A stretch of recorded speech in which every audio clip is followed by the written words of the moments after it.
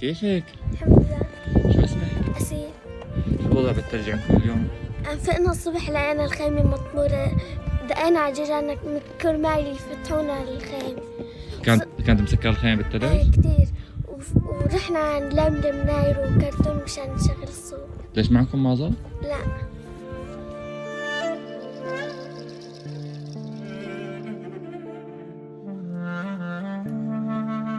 شو اسمك؟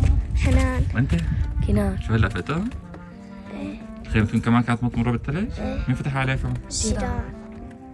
ليه مانك قاعدة حد الصابية؟ نصبتنا طافية وما عندنا حطب. لا حطب؟ مصفوف.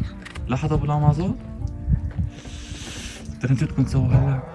هلا بدنا نروح نلم حطب. نايلو. انت وين بدك تنمي؟ من مخي. تدفوا على النايلو؟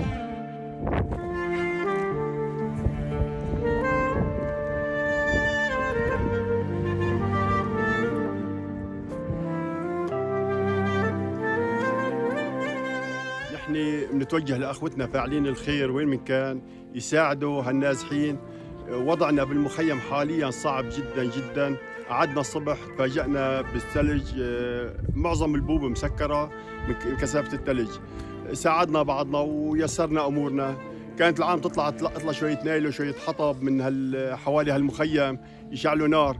هلا ما فيهم يطلعوا، لا بيلاقوا شيء، الثلج مغطى الأرض كلياتها، وما صوت عند العائلات يعني معدوم نهائيا على هالغلاء اللي عندنا وعلى الوضع الحالي اللي نحن فيه.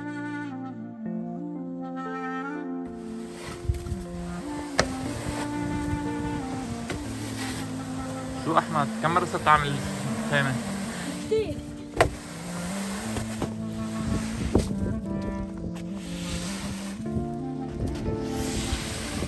السلام عليكم، نحن اليوم موجودين بعرسال. مثل ما لنا شايفين عاصفة ثلجية ثانية عم ترجع تضرب مخيمات عرسال. يا جماعة الوضع جدا جدا صعب. الأهالي امبارح نامت، اليوم فائت لقت خيمة مطمورة بشكل شبه كامل بالثلج.